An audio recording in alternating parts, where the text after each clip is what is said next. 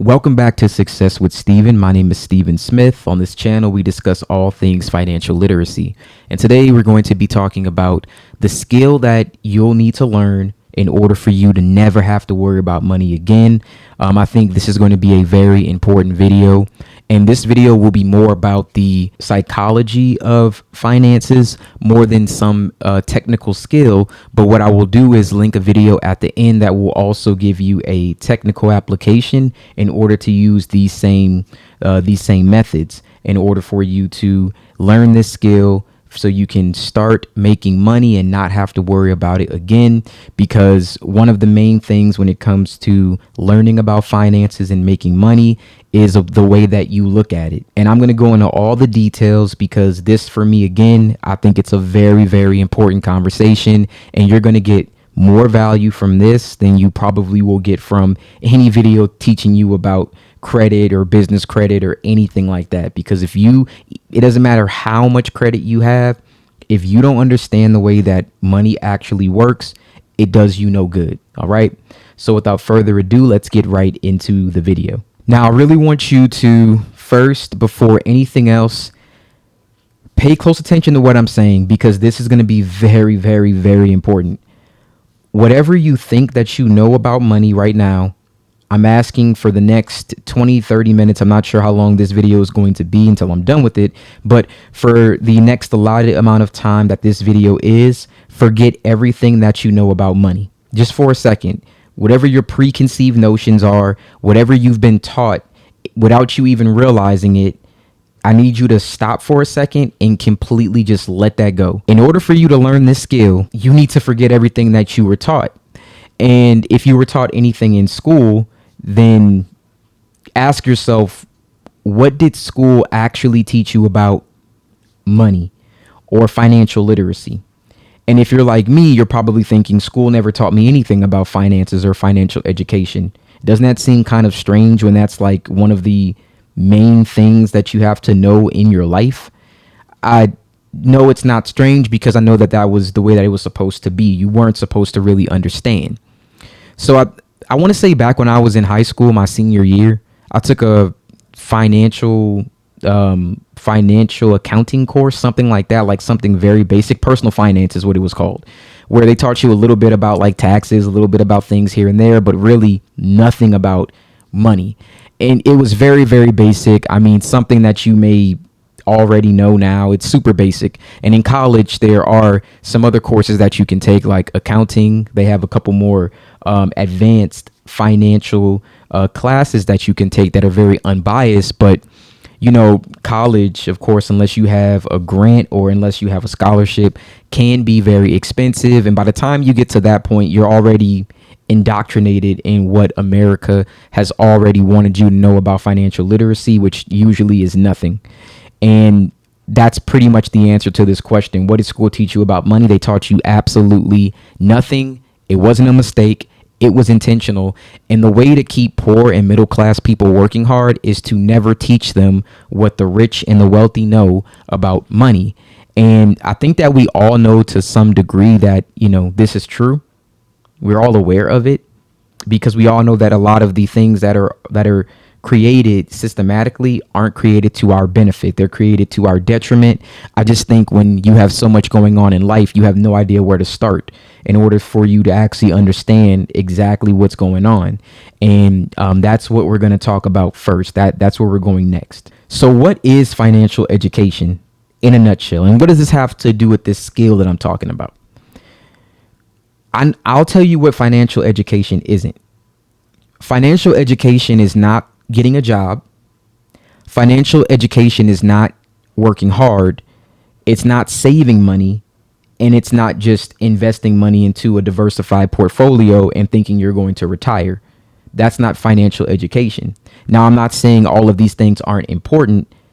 It's just the way that these instruments are presented to you in a way that keeps you from actually using them to their maximum potential. For example, there's no such thing as saving money, and we'll really get into that. There really is no such thing. It's a myth. And just for clarification, because I know that some people, they listen to something and they take it very literal, but you have to understand that these things are nuanced. What I mean by that is I can say something that sounds simple on the surface, but it's actually very complex when you start peeling back the layers. So there's a lot of details that go into this. Okay. I'm not saying don't get a job. I'm not saying quit your job. I'm not saying that you should, if you're satisfied with your job, if you're satisfied with where you are, then that's fine. But I'm assuming that most people watching this, they're not satisfied with their financial position. And that's not surprising because, again, things are set up to actually be this way. Now, the financial industry is two things. And this is why I said I want you to forget everything that you know about money. The financial industry is really comprised of two things. The first one is debt. The second one is taxes. That is it. And this is going to be, again, a lot hard for people to understand. But the US dollar itself is what we call a fiat currency. A fiat currency is debt. And fiat currencies, if you don't know, it's money issued by your government, and their value isn't tied to any physical commodity. And we're going to talk about that too. Now, in August of 1971, President Nixon took his top economic advisors to Camp David, and that was over 3 days. They made a radical, monumentous decision to cut the dollar loose from the gold standard. In the process, they unilaterally changed the whole global monetary system in those 3 days. Why is this important? Instead of the dollar being back to gold or silver, the dollar is just tied to a social contract where the American people have confidence in the American government that backs the currency. So as long as the people agree that the currency has value, then the value exists. But what happens when trust breaks down? I want to tell you something that, again, it should have been talked about. Someone should have told you in a history class. Someone should have told you in a finance class. And maybe they did in college, but you're not going to get this in public education. I don't even know if you get it in private school. But in the history of the world, the entire world, and cannot be overlooked. The history of the entire world, there has not been one fiat currency that has been successful. Every fiat currency collapses 100% of the time. This is a 100% fail rate. If I told you guys to believe in something that fails 100% of the time, would you believe in it? It sounds crazy, right? The oldest currency that's still around today is the British pound. It's 1,200 years old. That's the oldest currency. Now, again, it's a 100% fail rate. So with me telling you that, does it mean that the dollar is going to fail in your lifetime? No, it doesn't. But you need to understand the dollar itself is not real. The dollar itself is fake. The dollar itself only has value because all of us agree on the same lie. And we all are like, well, if everyone else agrees on it, then it's true. But at some point, if this were a party, when the party stops, I don't want to be the one holding dollars. Because when the party does stop, your dollars, they'll have no value. So with that being said, commodities like gold and silver, and to me, even Bitcoin, are real currencies. They are real. Very much so. Now, of course, a lot of people, this is going to be like, oh, maybe you've heard this before. Maybe you just don't get it. Maybe you don't care. But the reason why you are in a financial bind is because you don't understand that the US dollar is already debt. It's already debt. And if you understood that, it would change your perspective on how you look at money. And changing your perspective on how you look at money would make you understand exactly why you can't get ahead. And once you understand that, then you'll be in the position to actually start to see some wealth. All right. So let's move on to the next segment. I said already that saving money will never make you rich. Why should you save money? Why should you work for it? The government can print money faster than you can make it. We know this because it's inflation. We already know this. Why does that make a difference? Believe it or not, whether you know it or not, when you sit money in a bank account and you don't do anything with it, you don't spend it, you don't do anything, it just sits. Your money's losing buying power. Why? They're printing money faster than you can make it. When money is printed at that alarming rate and it's a fiat currency, again, it's not real money. The reason why gold, silver, and Bitcoin are seen as real money is because there will only ever be so many of them. That way they retain value. If you can print something infinitely, it loses value. That's the reason why even if you have $100 in your account right now, next year your $100 may only be able to buy you $80 worth of stuff. The same $100 is in your account. But gas costs more, food costs more, eggs cost more, everything costs more. So you get less for the same amount you had last year. That's how they're taking away your buying power without having to take any money away from you at all. But you don't think about it that way. So because you can't actually see it from that perspective, it doesn't really seem like anything is changing when it actually does. Now, the next part that we're looking at is working for money. Again, this is nuanced, and you're going to understand what I'm saying by the time we get to the end. Wealthy people do not work for actual money. I don't mean they don't actually physically do anything in order to produce it. They don't work for it in the tax definition. So no one explicitly told you that they're training you to be a worker. You go to school, you do all these things, you learn this, they tell you you get a good job, education, all this other stuff. But without it being explicitly told to you, you're being trained in order to be a very good worker for the rest of your life. And it's very, very subtle. Your lack of education ensures that you come out this way. You don't want to work for money. And again, we'll talk about the differences when it comes to what that actually means. But by the tax definition, if you learn never to work for money, then you'll be wealthy. And again, we're going to get into that because as ridiculous as this may sound, it's true. And as you've probably seen, if you pay attention to anything that's ever gone on in the world, the truth sometimes is stranger than fiction. I mean, this stuff is so ridiculous that it's hard to imagine that anyone can make it up. But again, let's move on to the next part. The next part is your biggest expense. And again, we're going to get to the skill at the end. Just stay with me. What is your biggest expense? If you ask most people, they would say their biggest expense would be rent. Their biggest expense would be their mortgage. Maybe your car note. If you're a husband, you might say your biggest expense is your wife. You know, your wife might say the biggest expense are the children. And this is a good question to ask because it lets me gauge someone's financial understanding and tells me where their values lie.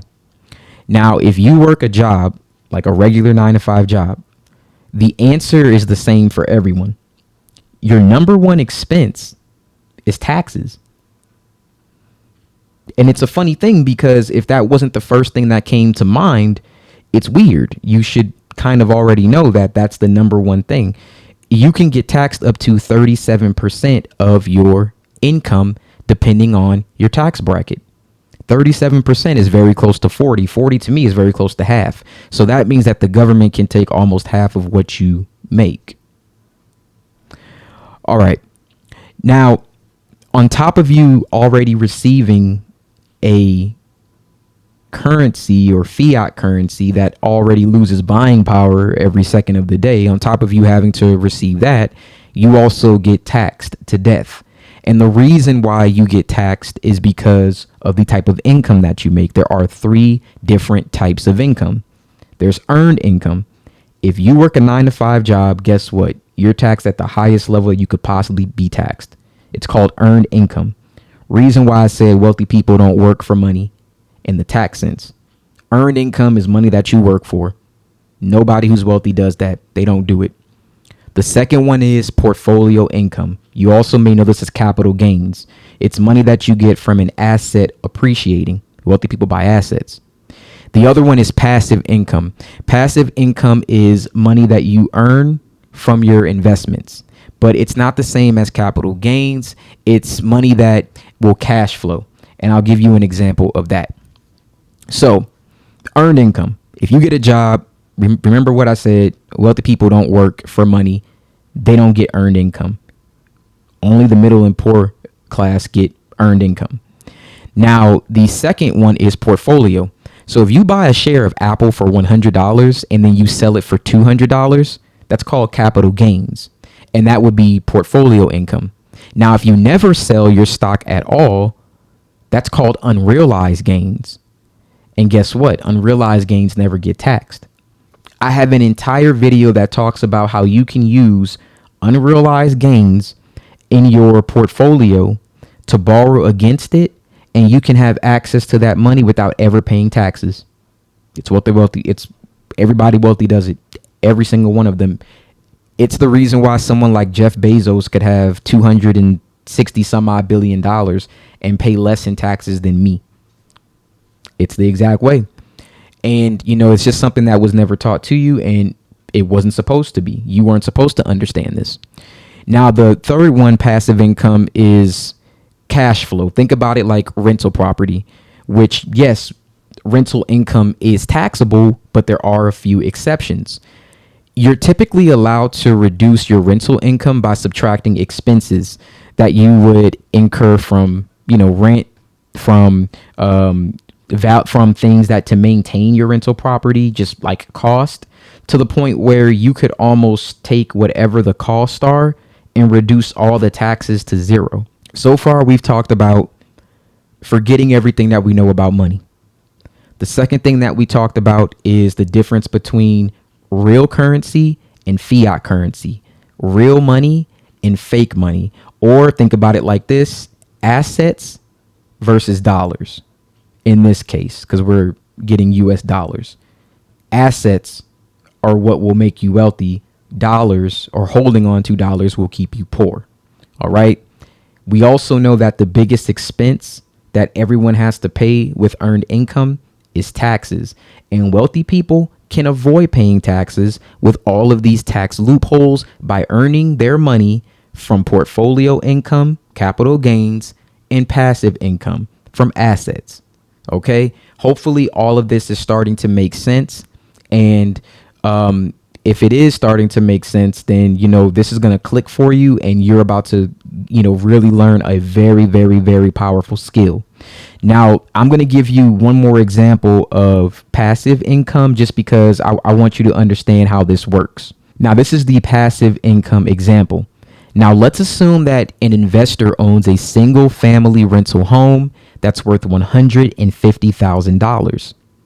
Now, for depreciation purposes, because your property might depreciate, the lot value is $10,000, and the annual income and expenses reported on a Schedule E Form 1040 looks like this.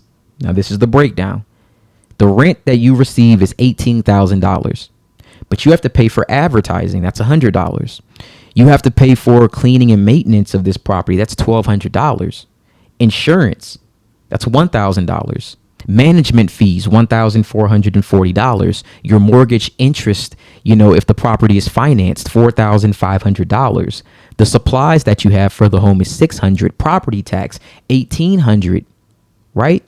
My total depreciation is $5,091. So now when I take all of this stuff and I add it all up, I get $15,731. So the total rental real estate income for me is $2,269. And sometimes I could be at a loss. So in this example, if you're an investor and you're in the 24% tax bracket, that's not the highest, but kind of right there in the middle, because again, income tax gets taxed really bad. Portfolio and capital gains, they get taxed at a lower bracket, not nearly what you get taxed for income. The tax bracket's 24%, and the federal income tax paid on the net rental income in this example, it would be $544.56. This is the reason that when people say tax the rich, it's almost laughable, because I don't think they realize that legally on paper, they pay their taxes. They just don't work for money. So because they don't work for money the same way you work for money, they don't get taxed to death. They know how to avoid it. They know how to keep that in their pocket. So most people don't realize there's three types of income, and that the rich don't have jobs. They have assets, right? They don't have that. So our kids go to school and never learn this stuff. They learn to be good workers. This is when you take your lunch. This is when you go here. This is when you do that. Just grooming you to get ready for the workforce, right? A lot of this stuff I learned by playing Monopoly. I don't think anybody plays Monopoly anymore. But this is all legal. This is all completely 100% legal. Anyone can do it. You can do it. Anyone can do it. People just lack the education or the willingness to actually learn this stuff. And now that we've talked about all of this, and again, this is all about learning a particular skill. And now we're going to get to the very end of this where we're going to bring it all together and we're going to talk about that skill. And then I want to give you one really, really good piece of information that really helped me a lot. Now, the skill that I'm talking about is using debt as money. Once you learn to use debt as money, you never think I can't afford it. You'll start to think, how can I afford it? Now, again, most people hear this and they think that debt is bad. Again, you have to forget all the stuff that you learned. This whole country is built on debt. Now, there's different types of debt. Sometimes there's actually good debt. The debt that I'm talking about is if you accumulate a certain amount of money, you can take on something like, let's say, a piece of real estate. You can then take a HELOC loan on that piece of real estate. You have a property that is appreciating. If it's appreciating, it's an asset. But you can also borrow against the equity of your home. Now it's appreciating and you could borrow against it to go make money. That's good debt. That's leveraging debt. What I'm not talking about is getting credit cards and spending it on things that don't do anything to make you money. That's just liabilities. All of this is risky. It doesn't really matter to me because I know the risk of just trying to collect a paycheck and being taxed to death with a currency that's already losing buying power. You want to talk about risk? That's risky to me. Very, very risky. You should be putting that fake money into some assets so you can actually figure out a way to preserve your buying power and actually create some passive income that won't be taxed to death, or maybe not taxed at all if you really understand your taxes, or you can pay someone who really does understand it and they're going to save you more money, or you won't have to pay anything at all, depending on how much you understand. Liabilities are things that take money out. Okay? That's liabilities, period. I don't care what anyone says. The US dollar is debt. It's all debt. Everything is debt. All that matters is how you are using it. That's all that matters. Okay? If you buy a big house, that can be a liability. That you just want a big house because you want to impress people. Yeah, that can be a huge liability because it's simply costing you money. Now, if you buy several small condos and you rent them out, potentially that could be an asset depending on how everything's broken down and how those properties appreciate. I don't care what anybody tells you. Money is created through debt.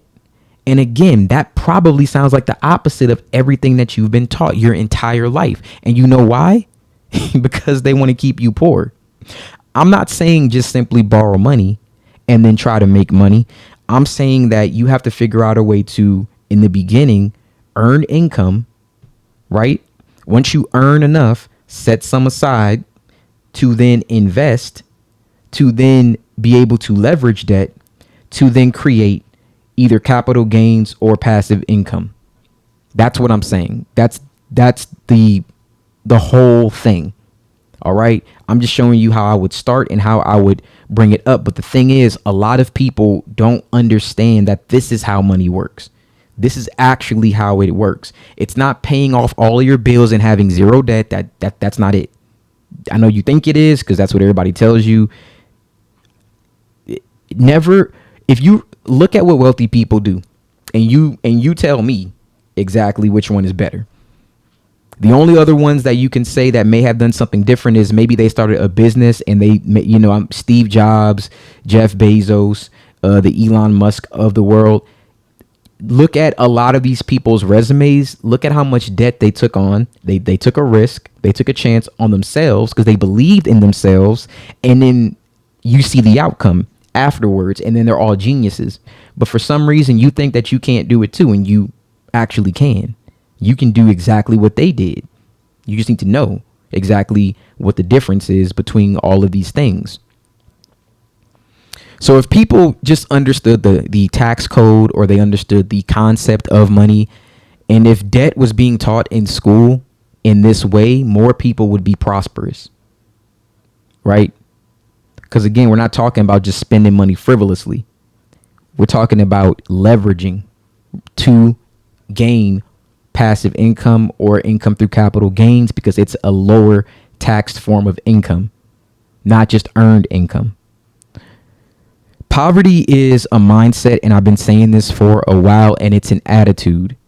So right now, at this moment, I don't care how much money you have in your pocket. What I'm trying to tell you is you can have $0 in your pocket, and you could start doing this today. Change your mindset. Stop thinking I can't afford it. I can't do it. I can't do this. I can't do that. If you keep saying that you can't do it, that's going to keep you poor. That was one of the main things that kept me broke. My lowest time was times that I kept saying I can't. You know when things started turning around? When I stopped saying I can't and I started thinking, how can I? That changed everything. That changed my entire perspective. When someone says that they can't do something, it passes on. When when your kids ask you something and you say, I can't do that, money don't do you realize that you're passing that on to them? And now they're going to think like that too. And then they're going to pass that on to their kids, because all they know is, oh, if it's too much, I can't do it. That's not true. Money is a fictitious thing. It's not real. There are plenty of ways that you can do this, invest it, grow it, and have it coming back to you plentiful. It's not that complicated. It's just your mindset and your attitude that's holding you back. That's the second gem. Attitude is everything.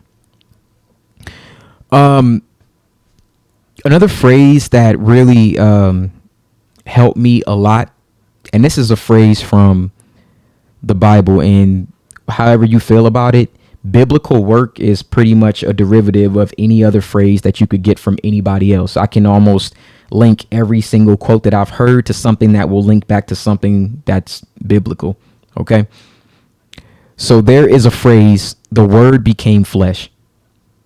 And that refers to the birth of Jesus Christ. But I'm not trying to, religious this out. Why I'm saying that is I take that phrase in two different ways. You can take the phrase literally, or you can take it figuratively, but I take it that way because it describes how ideas become reality. Your words become flesh.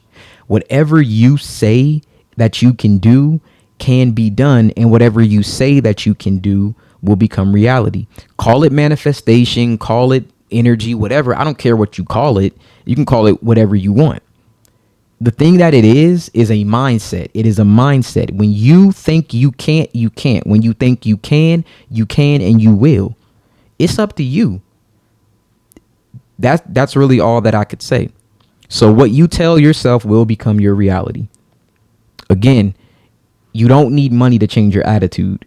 And once you change your attitude, everything else changes around you. I promise you that. And again, if you want more actual steps that you could take, I have plenty of videos talking about, we're not just talking about psychology here.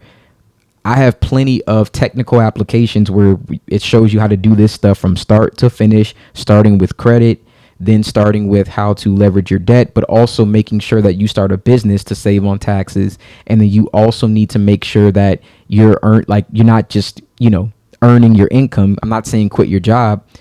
Keep your job, use your job to fund your business.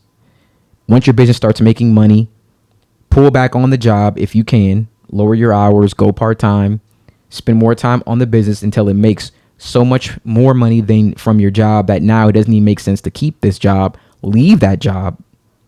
Again, I have videos about all of this. Leave that job and now start leveraging debt with your good credit and your assets and all of the financial stability that you built in your business. And from there, the sky is the limit. That's exactly how it works. Never stop learning, further your education, and just know that everything that you normally learn about money is a complete lie. You've never seen anybody get wealthy or retire in luxury from working their 9 to 5 job. You've never seen it. Maybe someone was comfortable and they're okay with that. I'm not knocking anybody that wants to do that. If you love your job, awesome. If you're watching this, I'm assuming that you want a little bit more. All right. So that's all I have to say about that. In that skill, use that as money.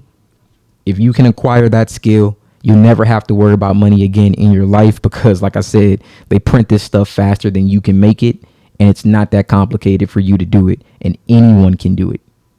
Anyone. All right, thank you guys so much for watching this video. I really make this kind of stuff because there's a lot of information on YouTube where I know that there's, especially when it comes to the finance space and when it comes to black people, I feel like we get the short end of the stick because no one really wants to talk about the psychology of money. They just want to talk about, how you can get money fast. I get it. I understand. Like, everybody wants to do everything fast. Everybody wants instant gratification. I understand why, but to be honest, you have to delay gratification, and you need to understand that this thing is really like, it's a lifelong thing. It's not like a get rich quick. It's really like a sprint. And for the rest of your life, you're going to kind of be doing a run. But the faster that you accept that, and the faster you start making actual life changes, the faster you're going to start seeing the results that you really want, and the results will stick. Nothing fast, nothing that comes quick ever lasts. I promise you. So while I see those people and they're making it, and they're getting compensated for doing that and getting the views, and I'm not knocking them, because for them, like, YouTube pays them like an employer. It's a 1099. Hey, it makes me a little bit of money, but this isn't the end all be all for me, and I'm not taking that. I'm going to get my assets and get in and out of here. I'm not going to be here long. So while I am here, I just want to make sure that I'm giving as much great information as I can, and trying to reach as many people as I can while I'm doing it. Your intelligence increases through mistakes. Learn more, make more mistakes, read. I don't just do whatever you can to fill your mind with information, and just learn, and then try to do things and then fail. You learn from fail. Business is business. Stocks are stocks. Like, all of this stuff is the same. What I learn on a daily basis is what makes me richer, not money. I'm telling you, when I say you can start today and life can change in the next few weeks, by next year, and even if life went bad, what you learned, you can repeat this exact same process again. I don't think I'll really ever have to worry about money again, just from understanding this concept. I really don't think I will ever have to worry about it. I'm not saying I'm going to be the wealthiest person in the world. I just think I'm going to be comfortable, because I don't even need that much wealth. I just need enough to be comfortable and to be able to do what I need to do for myself and my family, and go from there. I'm not in love with the stuff. The stuff is like drugs. I'm not a user like that. I'm just trying to get enough just so I can be comfortable and stable. That's it. I don't care for the capitalism stuff like that. The more money I make, the more I realize I really don't need money at all to make money. That is what I know. And all I need is this. This is all that I need. This is what got me here. And I got here by making mistakes. Don't be afraid of the process. The fear of failure will end up becoming your biggest limitation. So don't let it limit you. Okay? Fail. It's okay. It's okay to face your fears. It's okay to make mistakes. All right. Thank you guys so much for watching. Thank you for the attention, and you guys have a wonderful day.